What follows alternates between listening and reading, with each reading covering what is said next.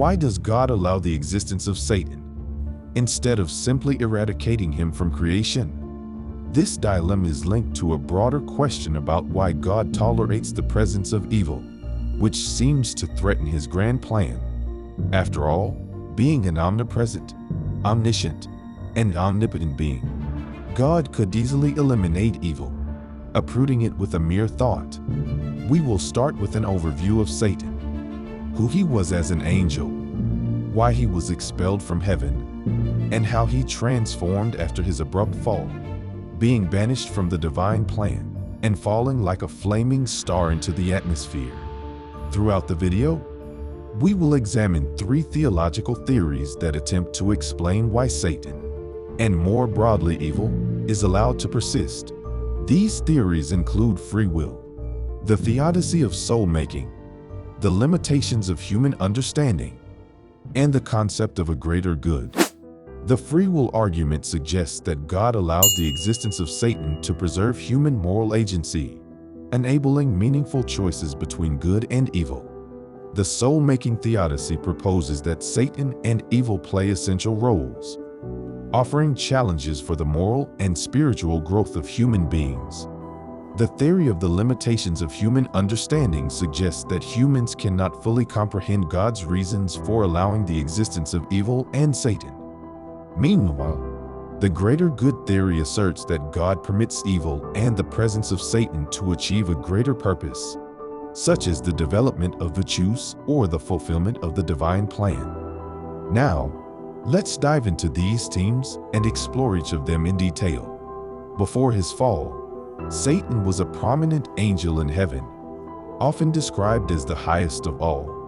Although the Bible does not provide explicit details about his pre-fall state, passages in Isaiah and Ezekiel are often interpreted as references to his fall due to pride. He became enchanted with his own beauty and wisdom, beginning to desire the worship and authority that belonged only to God. As his pride and vanity grew, so did his mission, and he began to harbor thoughts of rebellion and supremacy, imagining himself equal or even superior to God. At the very least, he longed for autonomy and self-mastery. Unable to resist the temptation to elevate himself above God, Satan initiated a rebellion in heaven, persuading a significant number of angels to join his insurrection, convincing them that they could overthrow God and establish a new celestial order. Thus began a great celestial conflict, in which the loyal angels, led by the archangel Michael, prepared to defend God's sovereignty. The ensuing battle was of cataclysmic proportions, with the forces of good and evil colliding in a celestial conflict that would determine the fate of heaven. In the end, the loyal angels prevailed, and Satan and his followers were defeated. The consequences of his rebellion were severe, and God expelled Satan and his insurgent companions from heaven, condemning them to an existence of darkness and spiritual torment. The angel who once shone brightly, now stripped of his celestial glory, became the personification of evil and the arch-enemy of God. Alongside his fallen angels, now known as demons, Satan established his dark domain in a place called hell, a realm of suffering and despair that contrasts deeply with the splendor and harmony of heaven. In his new form, Satan became the source of temptation and wickedness in the world, seeking to divert humanity from God and lead them into sin. One of his first acts of deception was the temptation of Adam and Eve in the Garden of Eden, where he seduced them into disobeying God's commandment by eating the fruit from the tree of the knowledge of good and evil. This disobedience resulted in the introduction of sin and death into the world, setting the stage for an ongoing battle between good and evil. Throughout history, Satan has sought to corrupt and deceive humanity, using his malign influence to sow discord and chaos.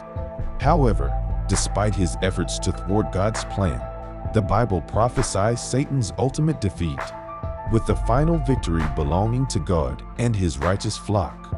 The book of Revelation foresees a time when Satan will be defeated once and for all, cast into the lake of fire, and rendered powerless.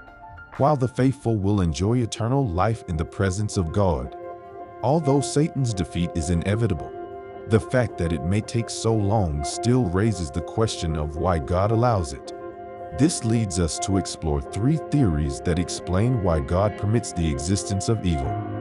Free will. According to St. Augustine of Hippo, a Christian theologian and philosopher, is known for his extensive exploration of the problem of evil within the Christian context. One of his most significant contributions to this discussion is the argument of free will. In his seminal work, The City of God, Augustine posits that God allows Satan and evil to exist to preserve human free will, which is essential for moral responsibility. According to Augustine, God created angels and humans with free will, granting them the ability to choose between good and evil. This capacity for choice is fundamental to the nature of moral beings, as it allows them to develop virtues, establish a genuine relationship with God based on love and obedience. However, the existence of free will also implies the possibility of its misuse, resulting in sin and the emergence of evil. In this context, Satan was initially created as a good angel with free will. His choice to rebel against God and pursue his own ambitions led to his fall from grace and the subsequent emergence of evil in the world. Despite God's foreknowledge of this outcome, Augustine argues that the value of free will in the moral development of God's creatures outweighs the risks associated with its potential misuse. By allowing Satan and evil to exist, God ensures that humans and angels can exercise their free will, making meaningful moral choices and striving for spiritual growth. This perspective emphasizes the importance of agency and human responsibility, suggesting that the existence of evil is a necessary condition for the development of virtues and the formation of a genuine relationship with the divine. The soul-making theodicy, developed by British philosopher John Hick, proposes that God allows Satan and evil to exist to provide the necessary challenges for the moral and spiritual growth of humanity. This perspective shifts the focus from a world designed for human happiness to a world designed for the development of good moral character. According to Hick, evil is an essential component of this process, as it presents humans with the opportunity to learn from adversities and develop virtues. The existence of Satan and the various temptations and challenges he brings serve as catalysts for human moral growth. In this context, Satan's role is not to lead humanity to destruction, but to provide opportunities for growth and spiritual development.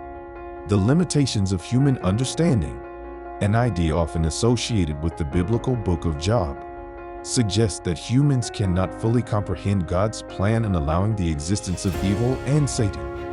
In this narrative, Job, a righteous man, undergoes immense suffering and loss, leading him to question God's justice. The book of Job teaches that human understanding of the cosmos and God's plan is limited, and that trying to understand the reasons behind the existence of evil, suffering, and Satan can be futile. This perspective emphasizes the need for humility and faith in the face of adversity. Recognizing the mysterious nature of God's works, the challenges and sufferings caused by evil can, in fact, facilitate personal growth, strengthen moral character, and inspire goodness and compassion. Furthermore, the presence of evil highlights the importance of human action, free will, and the ability to choose good amid adversity. And with that, we conclude this video. If you enjoyed the content, please leave a like and subscribe to the channel. God bless you.